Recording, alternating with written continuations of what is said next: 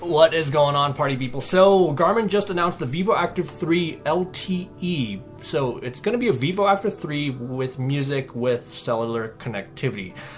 I hope they don't go with some crazy naming conventions like the Fenix 5 Plus series, you know, the Fenix 5X Plus, Fenix 5S Plus, then you have the Fenix 5 from the year before. So please don't call this the Vivoactive 3 Music Plus LTE.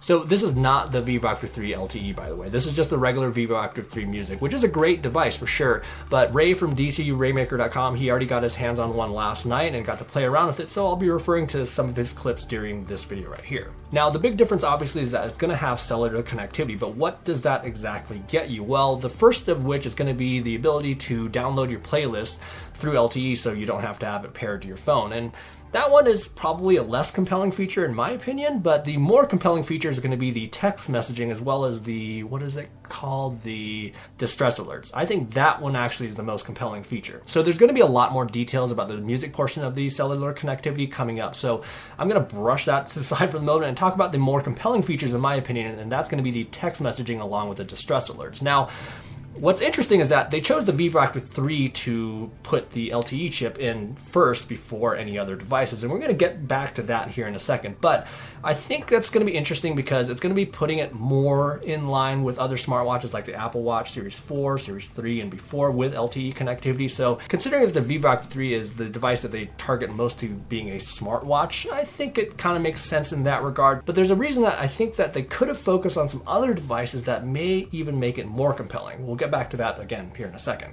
And in regards to the text messaging features, it appears to be very similar to what you'd have before if you had your Vivoactive 3 Music paired to an Android phone, where you'll have predefined responses that you can send, and then you can obviously receive text as well, but just without being paired to a phone.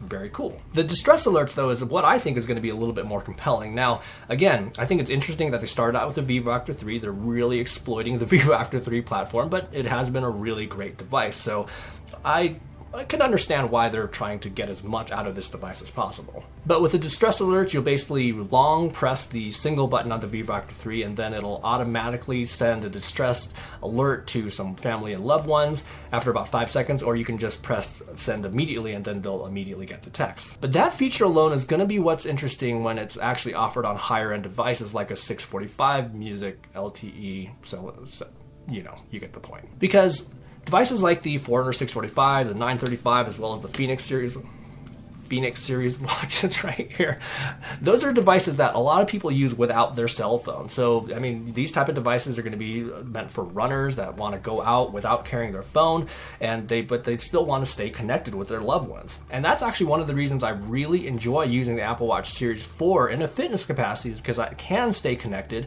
if you have an LTE version, of course, and I don't have to carry my phone. And that's generally on trail runs and running, but I have to tell you that it is really darn convenient. So the Vivoactive 3 lineup, I definitely get why they're starting with it, just because again it is more the most smartwatchy watch that Garmin makes at this point. But I think the LTE feature could be really compelling for those people that do like to go out and adventure without carrying their phone. Now, being a cellular connected device, there was one notable omission that we didn't necessarily hear about, and that's going to be voice calls.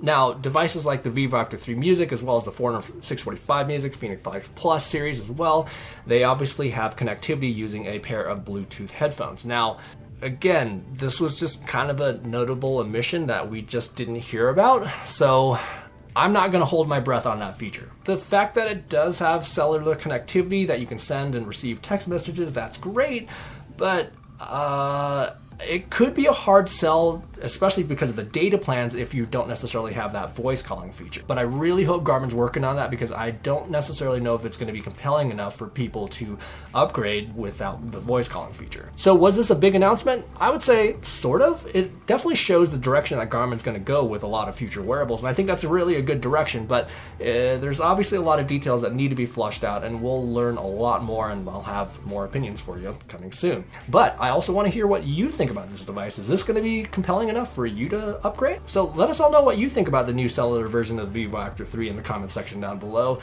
And I've got a lot of stuff to get to right here.